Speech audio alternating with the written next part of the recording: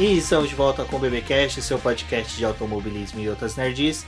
No episódio de hoje vamos falar sobre a temporada da Stock Car, porque exatamente chegamos à sua metade. E aqui comigo está a Débora Santos Almeida. Olá, amigos, sejam bem-vindos a mais este podcast.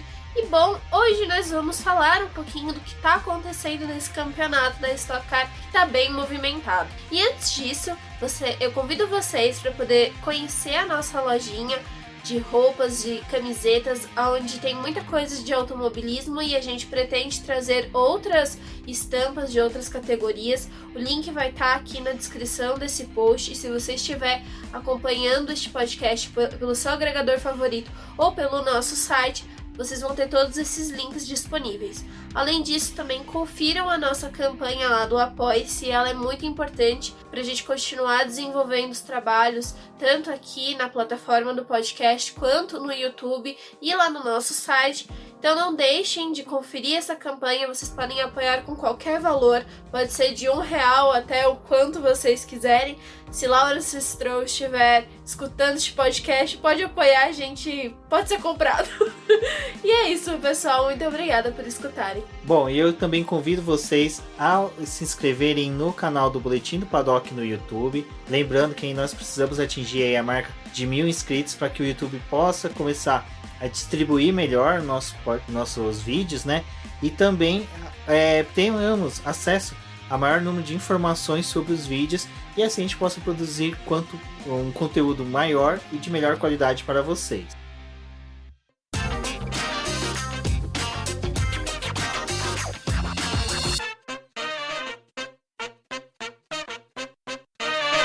Bom, a expectativa desse ano da Stock Car era realmente da chegada desses novos carros. As categorias de Stock Car são divididas em 3 tipos, que é a Pure Stock, que é a categoria onde que o carro é realmente o carro da Stock, carro de rua, né? Aquele carro que você compra nas ruas e já coloca na pista para correr, somente incrementando uma coisinha ou outra de aerodinâmica?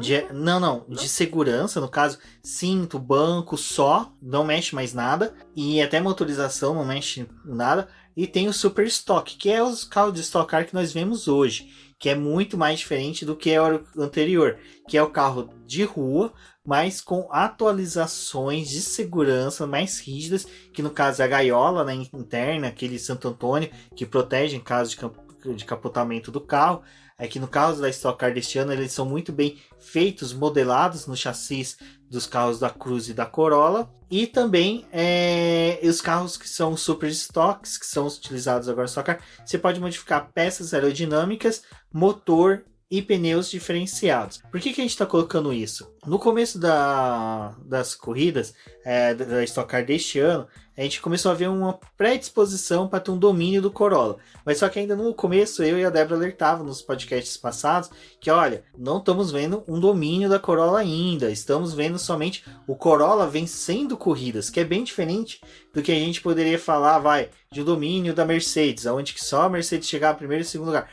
Tudo bem, a gente está falando isso de Fórmula 1, que é um pouquinho diferente, mas só que a ideia é, não existe um domínio do Corolla. Não tem uma pessoa só vencendo e não tem um carro só vencendo. E se você olha nesse grid da Stock Car, a gente tem 8 carros que são Corolla, são 24 carros que estão correndo atualmente, e o restante é tudo o modelo Cruze. Então assim, o Cruze, ele ainda tem um pouco mais de vantagem dentro desse grid, porque tem mais carros da Cruze distribuído nessas equipes. Mas o Corolla, né, ele tá sim tendo mais vitórias, ele tá sendo responsável por acabar ali na primeira posição, em algumas corridas até chega em segundo, o que a gente poderia colocar em um domínio daquela corrida específica, mas assim, eles estão correndo em traçados bem diferentes um do outro, e então realmente gera essa expectativa para que em cada corrida que a gente tiver, esses carros vão comportar de formas diferentes. E fora isso, a gente teve cenários em que eles pegaram frio, pegaram muito calor, Essa última corrida eles pegaram um calor muito intenso no sábado, então tá tendo essa variação e eles ainda estão tentando entender como que esses carros estão funcionando. Eu acredito que o maior problema que a gente teve nessa temporada foi justamente por conta da pandemia. Eles não tiveram muito tempo para poder fazer aqueles testes de pré-temporada. Foi feito a equalização dos carros. Esses modelos, eles são mais parecidos, têm o mesmo tipo de potência de motor, mas ainda assim eles têm características específicas de cada modelo, porque são fornecidos por cada um por uma montadora, né? Então tinha que fazer realmente uma equalização. E quando eles começaram essa temporada, eles sabiam que provavelmente ao longo das corridas iam ter que utilizar pacotes de atualização para poder conseguir aproximar ainda mais esses carros, porque ia ter uma diferença. E quando a gente fala de domínio, pode não estar tendo domínio, mas o fato de a gente estar vendo a Corolla ganhar mais vezes e tá somando mais pontos em algumas etapas, isso acaba prejudicando um pouco o Cruze, mesmo que ele tenha mais carros no grid, porque não é contabilizado o ponto de todos esses Cruze e nem de todos os Corolla, são só dos 2 carros de cada montadora. Então, os 2 melhores Corollas naquela corrida e os 2 melhores Cruze, eles pegam essa pontuação, somam a pontuação dos 2 e veem qual dos 2 carros foi melhor aquele final de semana. Exato, e isso dá uma falsa percepção de um domínio do Corolla. É lógico que se você pegar os resultados, você vai ter Corolla primeiro e terceiro lugar, primeiro e quarto lugar. Mas só que o volume de cruze faz com que dissolva tanto essa potência que o Corolla está tendo no campeonato, que realmente não tem como a gente apontar esse domínio. E é muito difícil a gente ter um domínio de uma única montadora na Stock Car, principalmente da equalização que foi feito dos 2 carros, né, buscando uma melhor distribuição até de peso, potência, de uma forma com que fizesse com que os carros ficassem mais próximos. Então, mesmo a gente vendo Corollas vencendo, a gente está vendo os cruzes muito rápidos e disputando corridas. A gente teve agora o Daniel Serra vencendo, por exemplo, a segunda corrida, mas só que a primeira corrida a corrida de ontem, no sábado, em Cascavel, era para ter sido vencido pelo Denis Navarro, por exemplo, que estava com cruze. Então, assim, tem tudo isso de que você está tendo um pouco mais de chances para o Corolla vencer que para o Cruze, mas só que o Cruze está conseguindo chegar, está tendo bons resultados. Você pega no final de semana, o volume de que um piloto pontua mais é tido pro Cruze. Então a gente tá tendo uma certa aí, assim, falsa percepção desse domínio do Corolla. Além disso, tem o fato das atualizações.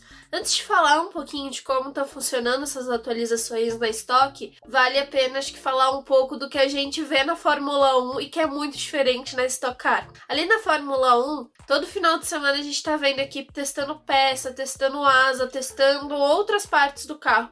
Isso não acontece na Stock Car, eles não ficam testando essa quantidade de peças que uma Fórmula 1 testa. Mas para essa temporada, eles disponibilizaram 2 pacotes de atualização para quem tivesse uma desvantagem durante esse período de corrida. Então, eles tinham algumas atualizações de assoalho e também das asas ali do carro para poder auxiliar no downforce. Mas tem uma coisa, essas atualizações, eles não conseguiram testar ela efetivamente, assim, tipo, eles sabiam que elas faziam no carro, mas demorou um pouco de tempo para poder atualizar, porque ali na primeira corrida do ano, eles não tinham a necessidade de atualizar, tava começando o campeonato, a gente falou que provavelmente ia demorar um pouco de ter essa disparidade entre Corolla e Cruze, e aí já na segunda corrida já começou a mudar um pouco mais o cenário. Mas eles têm essas atualizações, algumas equipes às vezes ficam um pouco receosas de utilizar porque não conseguiram testar ela ao máximo. E eu acho que até tá virando uma questão de estratégia aí. Porque como você pode testar ainda para poder colocar essa atualização no carro, algumas equipes estão com atualização, outras ainda não. Teve a questão também dessa coisa dos autódromos serem diferentes, então nem sempre ter mais downforce no carro acaba auxiliando para ele poder melhorar na pista. E assim, tá sendo uma temporada de muito teste para esses carros, de adaptação para quem optou por essas esses modelos. Então, assim, a gente vai ver muita coisa diferente ao longo do ano. Não vai ser, acho que essa não vai ser exatamente aquela temporada que a gente vai conseguir determinar quem é melhor ou como tá melhor.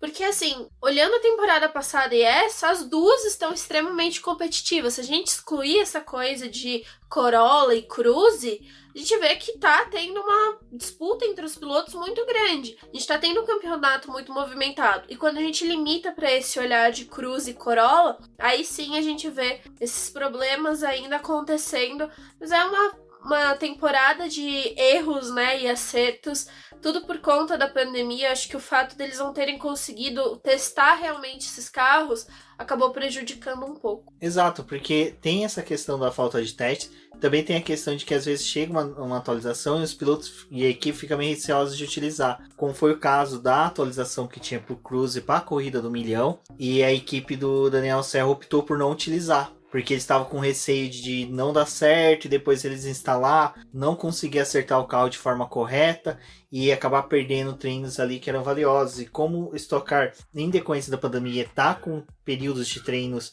reduzido, fica um pouco mais difícil deles poderem fazer esse equilíbrio. Mas assim, sobre a questão do Cruze versus Toyota Corolla, eu acho que é interessante o público ver que, assim, Corollas vencem corridas, mas Cruze não deixa ter um domínio de 3 carros no pódio, o piloto com maior pontuação no final de semana seja um do carro do Corolla, porque o Daniel Serra, né, nesse exato final de semana foi o piloto com o maior número de pontos conquistado nas duas etapas, na quinta e na sexta etapa. E também, né, isso que você falou, a gente não tá vendo esses 8 carros da Toyota, por exemplo, terminando do primeiro ao oitavo, né?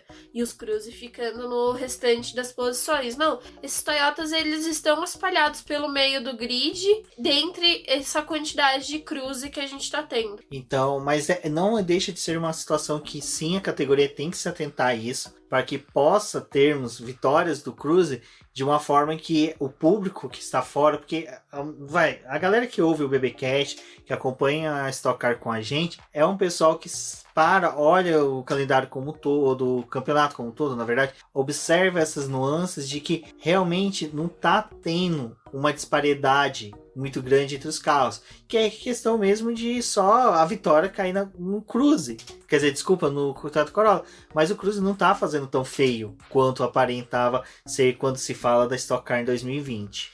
E a gente pensa muito no que tá acontecendo aí, a própria categoria pensou em métodos para poder tentar aproximar esses carros e também equilibrar a competição. O fato deles terem utilizado aquele lastro de sucesso para os 5 melhores colocados no campeonato levarem esse peso a mais durante a corrida, também mexe no balanço do carro e no quanto que eles, né, estão conseguindo. Então, assim, se a gente tá tendo piloto que corre com o Corolla, vencendo e conquistando pontos, provavelmente na corrida seguinte, se ele estiver dentro desses 5, ele já vai levar esse peso extra. Então, eles pensaram nessa forma de tentar equilibrar o campeonato. Só que aí tudo bem, né? Às vezes aparece um outro Corolla aí que acaba vencendo. Mas eles ainda estão tentando fazer isso. E esses pacotes de atualização também, que a gente já falou, que também é uma forma da categoria tentar equilibrar essas forças, tá sendo tudo um teste e a gente tá vendo como é que vai funcionar. O fato também, acho que das corridas estarem sendo reduzidas, a gente não consegue, assim, a gente vê alguns carros sofrendo um pouco mais pro final da corrida, mesmo com esse tempo reduzido de prova para 30 minutos e mais uma voltar a ser o tempo normal de prova. Aí acho que a gente vai começar a ver quem realmente tá e como que esses carros estão na pista, quem é que vai sofrer mais no final, quem vai estar consumindo mais pneu. Eu acho que, voltando à normalidade, isso vai ser algo que vai ficar mais bem definido. Isso é uma coisa interessante que você pontuou, porque nós estamos vivendo um campeonato atípico, né? Então, às vezes pode ser que realmente, para conquista de vitórias, o Toyota Corolla sobressaia com o Cruze, porque é um campeonato diferenciado, não é um campeonato regular que nós teríamos. Tá tendo também o fato de que a gente tá tendo corrida no sábado, aí 2 corridas no domingo, são 3 corridas às vezes nesse final de semana. Acho que isso também acaba mexendo bastante com os carros. Eu só vou falar uma coisinha a respeito desse final de semana que acabou de passar, de Cascavel. No sábado a gente teve um calor assim infernal, tava extremamente quente. Realmente o Corolla parecia que tava, né, se mostrando mais. Aí a gente foi pro domingo, onde a pista tinha esfriado, tinha caído praticamente 20 graus. Tava mais fresco ali na classificação. Aí depois teve a corrida que também, assim, as temperaturas tinham aumentado um pouco, mas elas ainda eram mais amenas do que a gente encontrou no domingo. E aí o Cruz já foi mostrando o outro lado dele. Acho que o problema realmente é a gente não tá tendo ainda essa definição. E uma coisa que me parece, né, é que assim, o Cruz ele se dá melhor no frio. Ele parece ser um carro que gosta mais da temperatura mais fria da pista. E aí acho que parece que ele se mostra mais. Só que aí quando vai mudando a pista, parece que ele já começa a perder rendimento.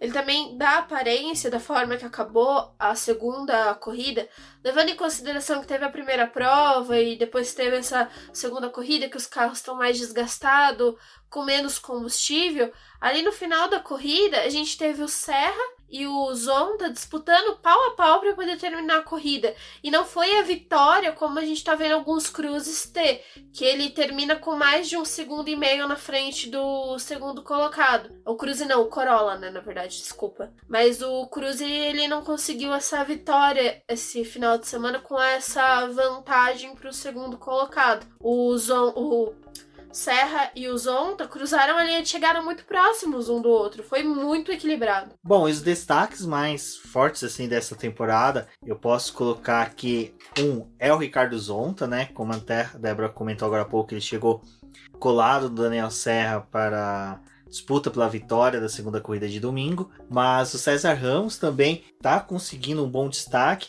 e aí eu acho uma coisa que eu achei bem legal, né, que o pessoal falou, nossa, que sensacional, César Ramos é líder do campeonato sem ter ganhado uma vitória, tem ganhado uma corrida, e não sei o que. Gente, Daniel Serra vem a 3 campeonatos aí, ó, conquistando títulos com apenas 1-2 vitórias no ano. Teve temporada aí que ele só foi conquistar a vitória no final da temporada. A construção inteirinha do campeonato dele foi exatamente do jeito que ele tá fazendo agora. Foi sendo o piloto que mais pontuava no final de semana, mas não ganhava corridas. Então, eu vejo... É porque o lance da Stock Car, só te cortando, é que assim, você não precisa ganhar. Tá ganhando sempre. A vantagem que você tem que conseguir é você se dar bem nas 2 corridas. O que conta muito quando tem essas rodadas que são duplas é você não abandonar nelas e terminar dentro da zona de pontuação e pegar a maior quantidade de pontos. Isso não se dá só com você vencendo, você terminando em boas posições, né? O Serra, ele fez muito isso e deu super certo em campeonatos dele. Exato, e o Daniel Serra saiu no final de semana com 61 pontos, foi o maior pontuador, porque é aquela leitura que ele fazia dos finais de semana nas temporadas passadas, de como eu posso ser o maior pontuador, quais posições que eu preciso chegar. Ele fez tudo perfeito, até na primeira corrida de domingo, ele terminou na 10ª posição. A gente olhava o tempo de cronometragem dele, você via que ele estava dosando a aceleração dele, tanto para não chegar muito próximo do 9º colocado, e também para não deixar o 11º chegar nele, porque ele simplesmente dosou isso para conseguir a pole da segunda corrida e conseguir a vitória. Mas era uma corrida que, se ele tivesse em condições de pontuar um pouquinho mais acima na primeira corrida e sem precisar sair na pole para vencer na segunda, ele teria feito. Então, esse lance do César Ramos mostra como a equipe da Ipiranga assimilou muito bem esse formato que o Daniel Serra fez nas temporadas passadas, que infelizmente o Thiago Camilo, pelo formato dele, pela forma dele conduzir, ele não buscou, mas e é algo que acho que também a gente consegue avaliar o Rubens Barrichello, né? O Rubinho, ele, assim como no ano passado, a melhor corrida que ele costuma fazer é a segunda prova. Porque ele vai com o tanque mais cheio na primeira e fica ali brigando no meio do pelotão. Quando chega na segunda, quando ele tem mais chances de vitória ou até conseguir posições melhores para poder ir no pódio. Ele ainda tá fazendo isso esse ano. E o Rubinho, acho que ele tem essa característica de ser o piloto da segunda corrida. E o Serra não, a gente vê ele ali terminando entre os 10, às vezes a gente fala, o Serra tá ali em 8º, 9º, tipo... Às vezes não parece tão grandioso grandioso assim, né? E o cara tá conquistando ponto. E ainda tem muito campeonato pela frente. A gente teve campeonatos que o Daniel Serra estava bem mais atrás, conseguiu se alavancar durante o ano. O Rubinho Barrichello também está em 5º lugar na frente do Daniel Serra. Também é um destaque, como a Débora falou. Ele vinha líder até este final de semana, mas o carro dele também não casou muito com o Cascavel. E desde o final de semana ele estava reclamando que o carro dele estava com problema do limitador de velocidade, né? Então, porque por mais que o piloto tente acertar a velocidade para poder entrar nos boxes, é difícil você chegar e entrar certinho com a mesma velocidade que você tem que sair, com a velocidade limite dos boxes. E o carro da Stock a gente vê que ele despeja muita potência de uma vez, né? Exato, ele acabou sendo punido na segunda corrida de domingo. Então ele acabou perdendo pontos valiosos ali para o campeonato. E é interessante que foi a primeira punição do Rubinho Barrichello, que está na categoria desde 2013. Então a gente tem essa demonstração de uma qualidade de um piloto que a gente não vê em outras categorias. O piloto que ficou tanto tempo sem sofrer punição, e quando tem a punição é simplesmente por uma falha elétrica, assim, vamos por dessa forma, do carro, que tá algo além dele. Então é bem interessante isso. E saber, assim, que, cara, faltando 6 etapas, tem muito ainda que ver, mas só que a gente pode fixar mesmo os destaques no Ricardo Zonta, no César Ramos e também até mesmo no Gabriel Casagrande, que não tá entre os 10 primeiros, mas ele faz boas corridas, mas o ruim é que o carro dele parece que tem um imã para os muros, que ele acaba se acidentando em momentos chaves do campeonato. Sim, e a gente olhando assim nessa questão de pontuação, o Ramos ele tá com uma boa vantagem aí, 146 pontos, o Zonta tem 132, mas lembrando que na próxima etapa, Ramos, Zonta, Camilo, Maurício e o Barrichello, eles vão ter que usar o lastro de sucesso, né? O Rubinho vai para mais um final de semana com esse lastro de sucesso. Mas com bem menos do que ele chegou em Cascavel. Então, e aí a gente tem o Ramos, né? Que vamos ver como é que vai ser essa próxima etapa para ele. Tá faltando essa vitória do César Ramos, acredito, mas ele tá fazendo um bom trabalho dele, né? Ipiranga tá conseguindo jogar muito bem aí com essa questão de realmente focar em somar pontos. Porque esse final de semana, ele não foi o grande destaque do final de semana. A gente teve o Camilo conquistando pole e vitória. Eu acho que o Ramos ficou mais apagado nessa etapa, mas ainda assim ele foi um bom pontuador, né? Exato. E um ponto que é interessante aí, que o Ricardo Maurício é o primeiro piloto com carro Cruze, né? Apesar de a gente ter comentado da dominância do Corolla não existir perspectivamente, mas só que a gente vê os 3 primeiros com carros da Cruze, quer dizer, do Corolla. Mas o Ricardo Maurício é um piloto também que está vindo fazendo um bom campeonato. A segunda prova, ele rodou, né? Foi na segunda? Foi na segunda que ele estava brigando pela segunda posição ali. Quer dizer, estava brigando pela primeira posição com o Daniel Serra. Acabou rodando, senão eu acredito que ele estaria ali um pouquinho mais à frente no campeonato. Provavelmente figurando ali na segunda colocação. Mas... O Maurício, acho que ele é o piloto assim que a gente deveria ficar de olho, porque acho que foi na primeira corrida do ano, ele foi punido, né? Então ele perdeu alguns pontos importantes. Nessa corrida ele teve essa questão de perder os pontos por culpa dele mesmo, que acabou rodando. Mas o Maurício, ele é também um cara que entrega muito bem, e quando ele tá confortável com o carro, é o piloto que tira também bastante proveito, né, do equipamento e de toda a circunstância da pista. Então é alguém que vale a pena ficar de olho, e a Eurofarma ela tá trabalhando nesse carro para poder sanar as dificuldades que eles estão encontrando, tentando ver como que esses pacotes de atualização vão servir para esse carro da melhor forma. Então assim, é uma dupla forte dentro desse campeonato. Sobre até mesmo esse negócio de azar que o Ricardo Maurício teve, Daniel Serra também teve, se a gente lembrar que na corrida do milhão, ele não chegou nem sequer a largar, então são pontos preciosos ali, e ele saiu entre os 5 primeiros, né, top 5, que recebe o que o pessoal tá chamando agora de troféu Bigorna, que é esse lastro do sucesso. Então ele até foi questionado, né, pela transmissão do Sport TV, o que ele achava da questão do lastro do sucesso. Ele falou que não via que poderia gerar tanta diferença assim no carro, porque até mesmo é um carro de mais de 1 tonelada, então 20 quilos a mais, 30 quilos a mais, para ele, na expectativa dele, não faria tanta diferença, então ele não utiliza isso para poder chegar aos outros. O bom é que, pelo menos, dando o carro do Ricardo Maurício ali entre eles vão conseguir mensurar exatamente essa questão do laço de sucesso, realmente faz diferença ou não. Só um comentário sobre o laço de sucesso, é uma coisa que a gente até estava comentando se faria ou não diferença, mas o que me intriga é o seguinte, no final de semana que eles estão fazendo com corridas no sábado e domingos, você pode mudar o primeiro e segundo, não o primeiro e segundo colocado, vai o quarto e o quinto colocado com uma facilidade muito grande. E o que aconteceria, né? Porque o laço de sucesso teria que ser para a próxima corrida, mas só que eles estão colocando como próxima etapa. Então, hipoteticamente, vamos supor, se o Rubinho Barrichello cair para sexto e o Daniel Serra subir para quinto colocado, o Daniel Serra vai correr no domingo com uma condições muito melhor, sem o laço de sucesso, e conseguindo assim até uma colocação melhor, quem sabe assim um desempenho melhor contra o Rubinho Barrichello, que teria o laço de sucesso, mas estaria fora dos 5 primeiros colocados. Então, essa questão do laço de sucesso entre o pessoal que debate bastante sobre Stock Car tá um pouco meio estranha, assim, essa questão da distribuição, da forma com que ela é atribuída aos pilotos.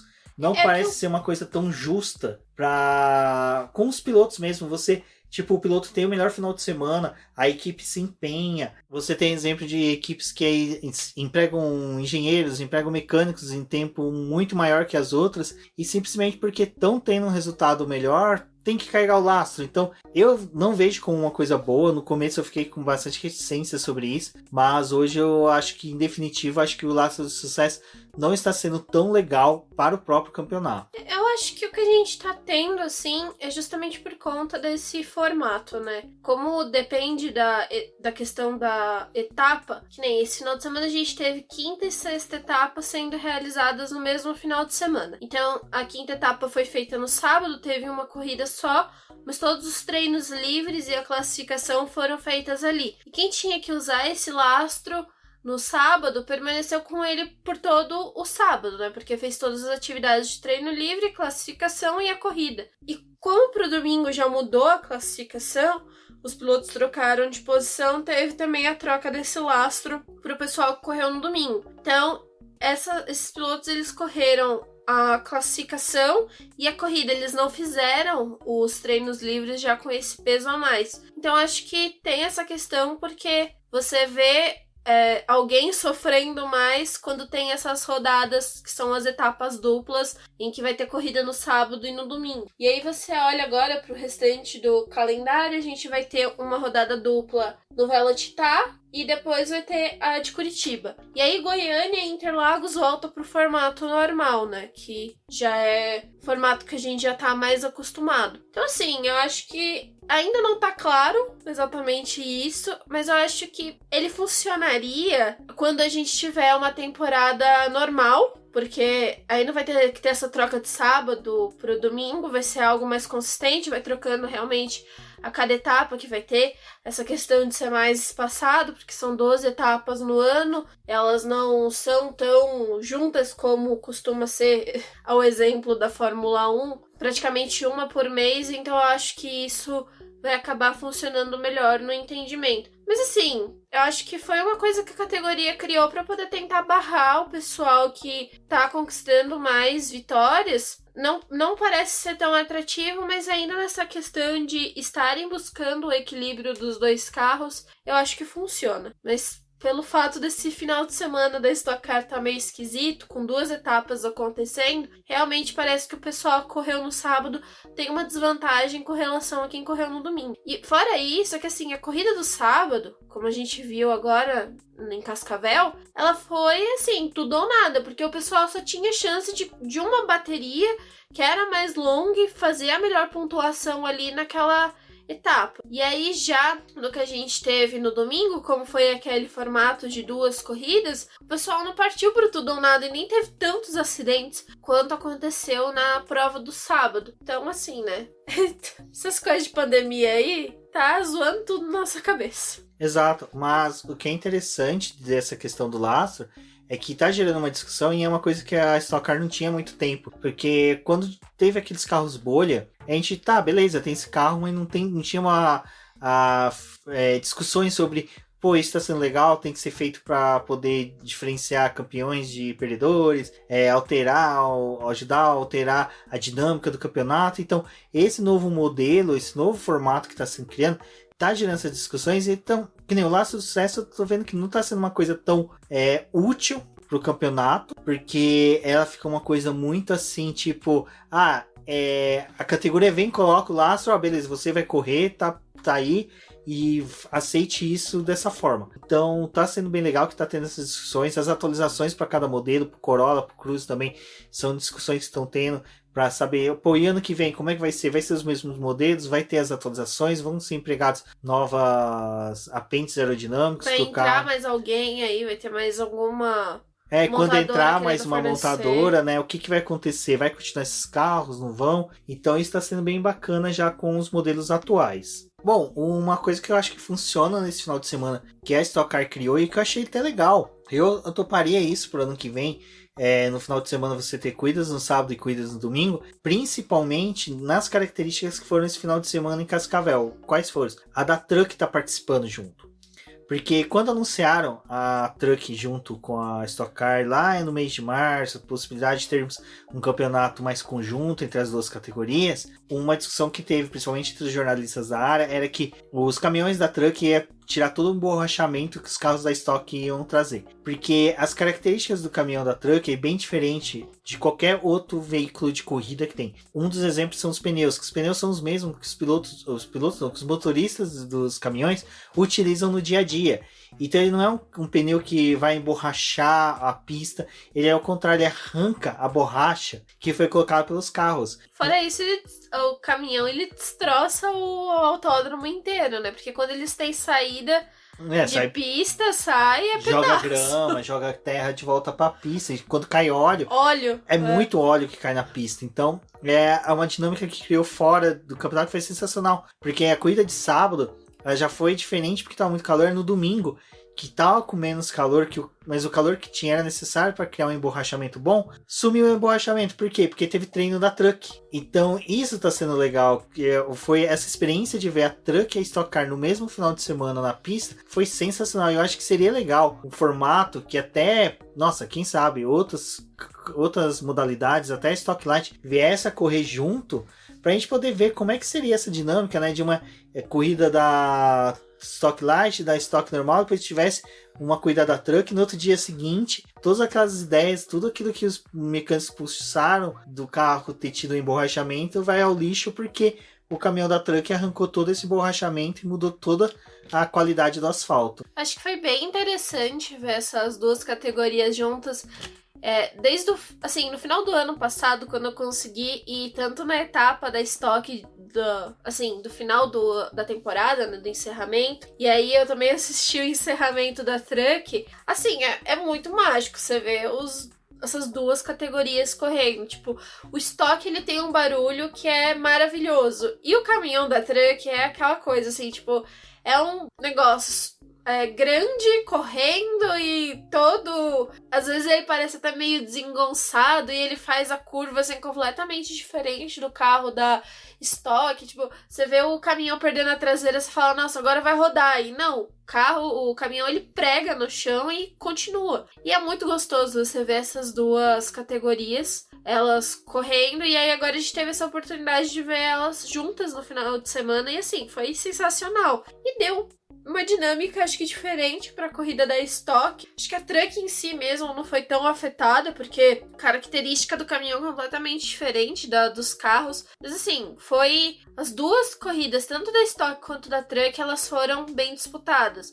E a gente teve um personagem que, né, um fator em comum das duas categorias, né, que era o Valdeno Brito. Ele corria na Stock Car e ele mudou agora pra Truck e ele conquistou 2 vitórias esse final de semana. Então assim, tipo, Stock e Truck é isso. Não, e isso foi sensacional, tipo, foi um final de semana bem completo, e principalmente de ver os nossos colegas fotógrafos lá, o Rafa Catelan e o Beto Jedi, o Beto Corrêa, né, que são apoiadores do Boletim do Paddock, fotografando e cada um fazendo uma foto mais bonita do que a outra. Então no mesmo final de semana foi produzido um material tão rico de audiovisual que, pô, seria bacana, vai. E eu acho que seria até interessante, porque tanto a Stock como a Truck poderiam ampliar os seus calendários, fugindo de só 12 etapas para Truck. Porque eles não teriam que ficar negociando, né, o autódromo, exato. tipo, conseguindo dividir esse autódromo. É que assim, Tudo bem, a Stock Car e a Truck, elas levam categorias diferentes com elas em finais de semana. Tudo isso a gente ainda tem a Copa HB20, que é bastante carro envolvido em finais de semana da própria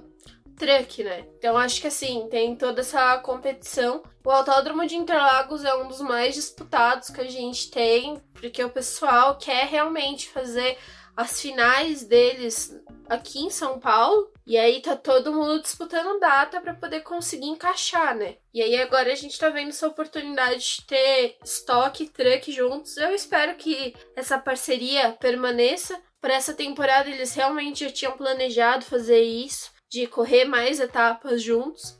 Ocorreu agora em Cascavel e espero que seja uma parceria que eles consigam manter por mais tempo. Exatamente, pessoal. Bom, dentro de 2 semanas, aí no dia 17/10, teremos, né, as 2 corridas em Velocitar, no dia 17 e no dia 18.